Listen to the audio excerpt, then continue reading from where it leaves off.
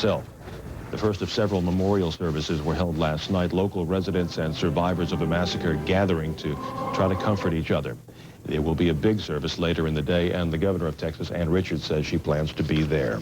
Now, the Texas massacre was part of the gun control debate on Capitol Hill yesterday.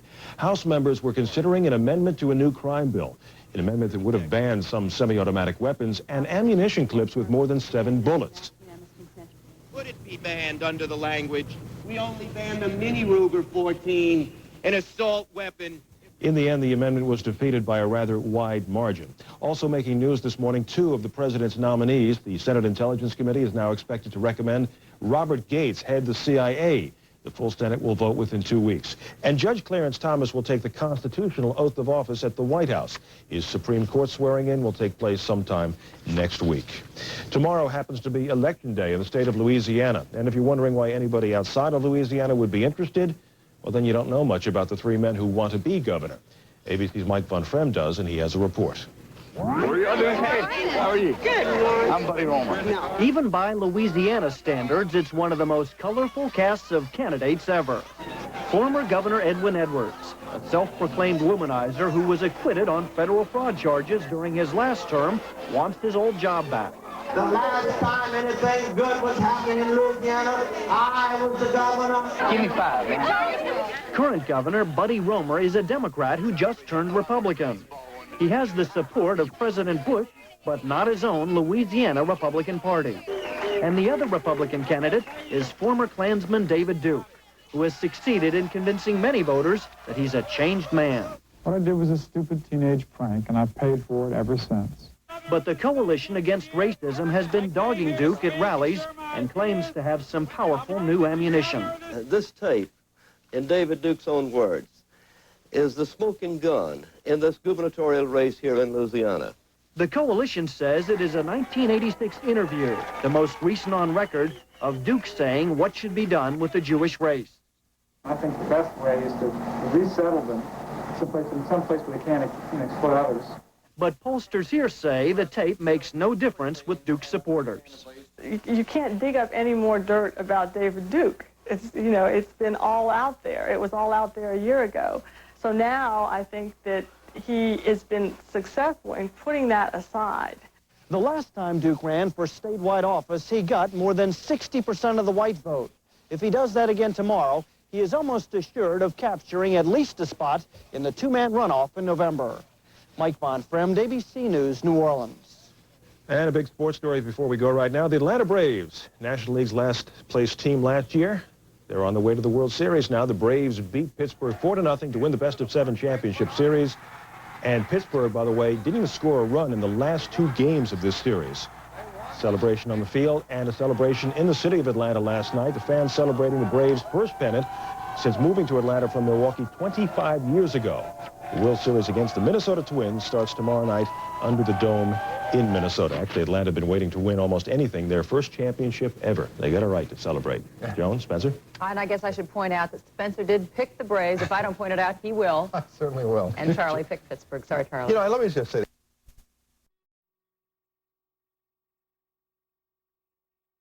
for all the events, you have to pay attention.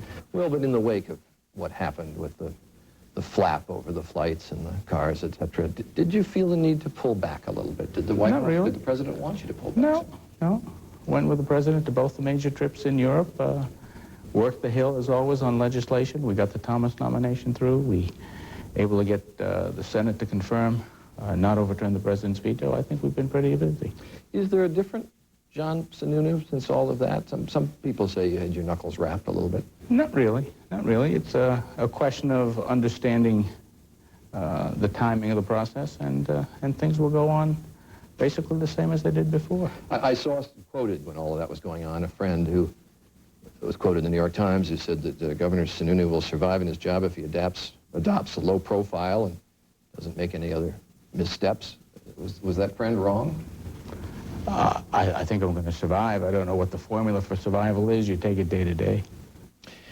What's your duty now? Is there an attempt, is there a push to develop a new domestic agenda for the Bush administration?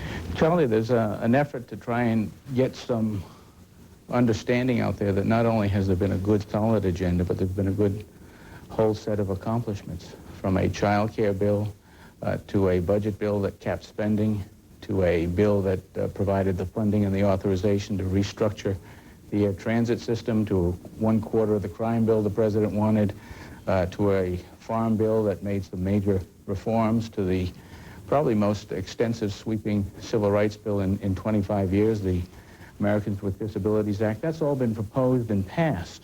On top of that, we had a clean air bill that broke the logjam on environmental issues that existed in Congress for 13 years. So the president not only laid out an agenda last year, but got things passed. And he's followed it up with his education initiatives this year, with his national energy strategy, with the rest of the crime bill that he'd like to have, with the highway bill, the transportation bill. Those are all sitting up there, and it's Congress that's sitting around doing nothing. Well, but you recite an agenda passed, and you recite an agenda pending. But within the last 24 hours, you've had members of Congress coming up, bankers coming up, talking about the need for some new domestic package. No, what we're concerned about is as a result, I think, of some of the things that happened in the budget process. When we came out of the budget negotiations with a growth package in the budget, the Democrats stripped out all the job-creating incentives, the growth package that was there, and have been refusing to budge on it. We think that perhaps right now there's an opportunity to get a growth package put together, and through a Congress that in the past might have been recalcitrant under the control of the Democratic leadership, but now might be receptive. And you're going to see a strong push in that direction. What's going to be in that package? I know it's pending, and you're away from announcing it, but what areas of the economy do you see that need a push? Oh, I think you ought to stay tuned. I think one of the things that we're concerned about is that there's not an incentive for investment, not too much of an incentive for savings. That was all part of what we had negotiated in that first budget agreement that ended up getting stripped out on the floor of Congress. Those are the kinds of things that people will be looking at, but I'm not going to go into detail on the specifics. You worried about the effects of women of the last week in the Thomas nomination? Most of the women of the country, probably 2-to-1, supported the Thomas nomination. I think that's good news. To what extent was the strategy in the Judiciary Committee managed out of the White House? To the extent that when the senators who were responsible for working the nomination through the committee and through the floor asked for assistance, technical assistance, that assistance was provided by legal assistance, for example, out of the Department of Justice. Was there strategy as to how to approach Professor Hill? I think in the last few days there, things were so hectic that the only thing anybody was trying to do was to respond to a set of irresponsible charges made against a very good man. Do you think it was necessary to be quite as strong as the senators were in their attack on her? Or do you think that was necessary to the nomination, to getting the nomination confirmed? If you don't think the irresponsible charges that were made were strong, then I think you were watching a very different show than I did. And I think the response was less harsh than the charges that were made. Does the comity of the Senate, the conviviality that sometimes exists, can it be restored? It seemed to me there were pretty deep divisions within the Senate coming out of that vote. I think over a period of time, both the comity and the comity of the Senate will be restored. Does it have any repercussions now on the Gates nomination? Do you expect him to come through committee today? I think Bob Gates will do well, coming out of committee and on the floor, and will be confirmed by the Senate. You said back when there was some controversy around you that it was your anticipation that you would stay through the beginning of term 2, should there be a term 2 for George Bush. Then I heard you say the other day, no, you would stay through a term 2, should there be a term 2 for President Bush. What is your intent? Well, my intent is to stay at least through the end of the term. And this term? This term. And like any other nominee, you sit down, you take an evaluation of what's going to happen in the second term and make a decision. But right now, I don't feel uncomfortable, and I hope the president doesn't feel uncomfortable about me staying through the second term. This is the kind of job that takes a lot out of you physically. You do get a little tired, but so far, physically, I feel good. So today's inclination is to say for 8 I years. still feel eager and strong and capable to make a positive result. So that's a yes? I think that's a yes. Okay. The Democratic field... To the best of my recollection, that's a yes. All right. The Democratic field it was slow in gathering. Your assessment of it? Oh, I think there's going to be a big, very Democratic field. And bigger? Oh, they're all good people, good, hard candidates to run against, and we're worried about running against any one of them. Do you have any sense of who might emerge? Well, you know, I look at folks like Governor Clinton, I think Governor Clinton will bring a little bit of freshness and excitement to the Democratic side that might be needed. He certainly looks like a good candidate. Tom Harkin is not ashamed of being an extreme liberal. He'll make it a little bit exciting. Senator Kerry wants to make an exciting race out of it. They all have their different approach, and you have to wait to see how things winnow down. You said you haven't been away, that we misperceive the fact that you weren't quite as public since last June. Are you going to be more public in the next few months? I'm going to be as public as I've been all along. And the only time you probably don't see me is when we end up going on foreign trips or end up in New England with the president for 3 to 4 weeks. Governor, thank you. Good to talk to you. Good to be here. Thank you. White House Chief of Staff John Sununu. It is now 17 minutes after the hour. The British view on sexual harassment when Good Morning America continues. 20 minutes after, the issue of sexual harassment is not only on the minds of Americans these days, it's also a subject for discussion in Great Britain, where many newspapers carried the story of Anita Hill's allegations against Judge Clarence Thomas. And what are the people over there saying? Well, Angela Rippon hosts her own daily radio talk show for the London Broadcasting Corporation, and she joins us from London. Angela, good morning. Good morning to you, Joan. In this country, the strongest reaction of all these hearings was really around this issue of sexual harassment. Did it strike a nerve there as well? Oh, very much so. I think that this was the opportunity here in Britain, where you have to remember we love a good scandal. I mean, we have a tabloid news press in Britain which thrives on scandal. So anything that has a tiny sexual hint of it was all over the press for days. But I think that what this did, sexual harassment has been an issue over here in Britain. But I think up until now, people have really not felt that it was necessary for them to have an opinion publicly. But this whole case polarized opinions. So you not only had column inches in all our national newspapers devoted to the case itself, but also to the issues surrounding it of harassment as it applies here in Britain. And all of our radio shows where you have open line phone-ins were absolutely jammed with people, women and men, surprisingly, who wanted to talk about the issue. Those women who had themselves been the subject of sexual harassment, women who had an opinion on it, either for or against, and there were many women in Britain who did think that perhaps we were all making more fuss of it than it warranted. And surprisingly, and I think welcomingly, a huge number of men who were ringing in and saying how much they supported the women in their arguments against sexual harassment and how they, as men, were embarrassed by the sex pests that were in the office or on the factory floor. Well, do you think that the problem itself is less of a problem where you are, or perhaps just more accepted? I mean, where do we stand there? No, I don't think it's less of a problem, and I don't honestly think it's any less accepted. I suspect that here in Britain, rather like Professor Hill found, that there are an awful lot of women who feel that sexual harassment to a lesser or greater degree has been going on in their careers at some point.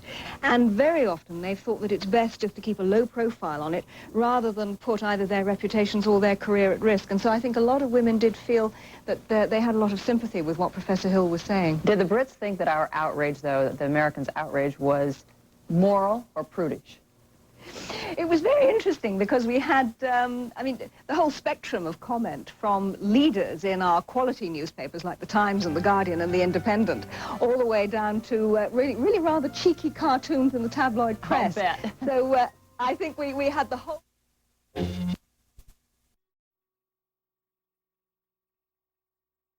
Let's talk about Minnesota first. Some real key off-season moves they made to really improve their ball club? Yeah, it sounds simple in baseball because it starts with pitching, but they got Jack Morris, who is kind of the horse, the stability on their staff. Who had a couple of losing seasons. Right. So. But to the Twins' credit, and this is where they spent their money so wisely, Andy McPhail looked beyond the records at Morris's durability. Chili Davis came over to hit some home runs. Mike Pagliarulo at third base. Steve Bedrosian in the bullpen. Those four free agents, I think, really brought this team together with the addition of the core players they had. Who has to play well for the Twins in order for them to win? Starts with pitching. Jack Morris. The advantage Minnesota has going in is Jack Morris and Kevin Tapani, because they're going to see Charlie Leibrandt, who's not Atlanta's ace, and then Glavine, who has struggled a little bit lately. So, and the home dome advantage, that's the plus that Minnesota has. They have to take advantage of that. People have been talking a lot about this building, and of course, Minnesota plays so well here. How much of an advantage is this crazy, cavernous place? Well, it can be. First of all, for the players on the field, they're comfortable, they see the ball well. But the fans here can be an advantage for Minnesota if they make a little noise, because there are very few players on Atlanta's team, maybe Terry Pendleton would be one, that have ever experienced the noise factor they're going to experience here. Because, of course, none of these National League teams plays inside. Right. Charlie Leibrandt has been here, so he's familiar with it. What about the week off, though? Sometimes people suggest certainly give the pitchers a chance to rest up, as you suggest, but at the same time, are you fresh? Do you have the adrenaline? Do you have what you need on that first night to get it Everybody done? will be saying, well, they're stale, but you know, the biggest distraction, we just had Greg Olson here talking about tickets. You got to get tickets. You got to get your family in here. The Twins have had about 2 or 3 days to get settled and get all that out of the way, focus on the fundamental parts of baseball. I really think the time off is a plus for them, not a negative. Emotional edge to Atlanta, though, because it's so new for them. This just all happened here just 4 years ago in Minnesota. Yeah, that's the best thing Atlanta has going for them, in addition to a talented team. But you come in on an emotional high, and if you can keep that going for another week, then you got sleep in November is the ball player's motto. Well, you've got a lot of work coming up for you over the next couple of nights, and we appreciate you getting up early and joining us here. I'm looking forward to it. All right, Jim. Thanks a lot. Paula? Harry, you tell Jim I like his shirt this morning? He's got a great shirt and a great hat on this morning. Very impressive. All right, check back in with you in a little bit. 19 minutes before the hour, coming up next, sports medicine for just about any.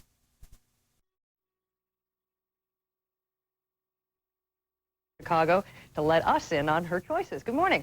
Good morning, Paula. This is part of our series of celebrity video selectors. If you like Jodie Foster, you might want to know what films she likes. And she went to a French-oriented secondary school when she was living in Los Angeles, and I think that explains some of her picks. My favorite movies in general are the French Nouvelle Vague movies of the late 50s and early 60s in France. So, you know, Truffaut stuff, Day for Night, and 400 Blows, and Louis Manuel, Remember the Heart. What do you like about Day for Night? Well, I'm in the movie industry, so it's about being in love with making movies and about that communal experience and what it is to be stuck with 85 people that become your family and you didn't even choose them.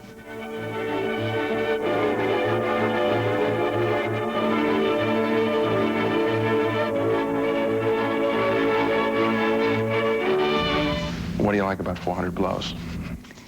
Well, one of the things I like about 400 Blows is that it's from the perspective of a young boy, and from a young boy who is constantly being controlled by people. And the whole movie is just about his rebellion, and you understand it. C'est à droite ou la gauche? La gauche, monsieur.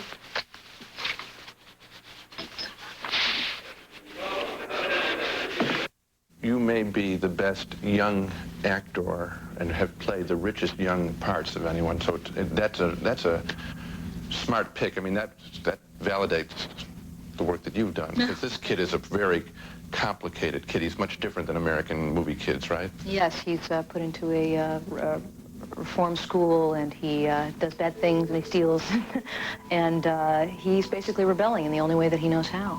And this is made in 1959, and so it was quite a different kind of movie. Yeah. Remember the Heart, my favorite movie ever, I think. Oh, first of all, I just love Louis Manuel.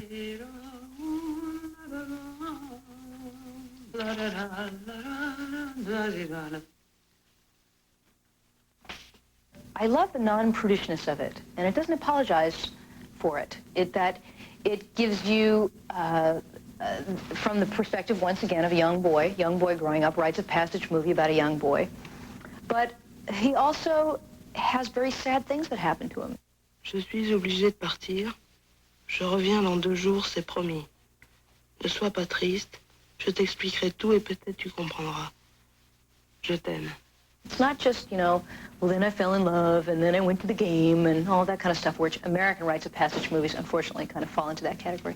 But that there's a real complexity to his experience, and that it's really about this time in his life and the people that come into it, his relationship with his mother, for example, his relationship with his family, that he's going to come out healthy no matter what, even though his life may be complicated and sad. I'm sure a few people groaned when they heard her say French New Wave film. Is she putting on airs there? No, I think she's really revealing something about herself, as usually happens when we ask these people to name their favorite films.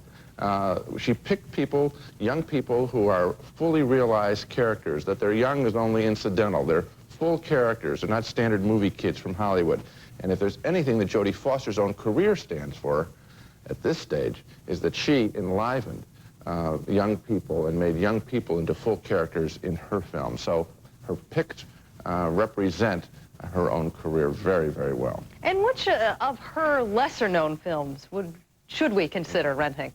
Well, I think that you will find, you know, Taxi Driver is always there on the shelf, and that's the obvious one. I think that a movie she made called Carney with Gary Busey, where it's set in a carnival atmosphere, she is very good, and her character there, I think, is sort of a precursor to her Oscar-winning role in The Accused, a working-class woman, and she does it very, very well. It is romantic, it's challenging. Again, it's incidental that she happens to be young in that role. This is, you know, just one of our great prodigious talents, Jodie Foster, and it started so young, and I think you'll see it in Carney from 1980, I believe. And she has some pretty interesting choices for us to consider. Thanks, Gene. Sure does. Have a good weekend. You too, Paul. We're going to be back right after this.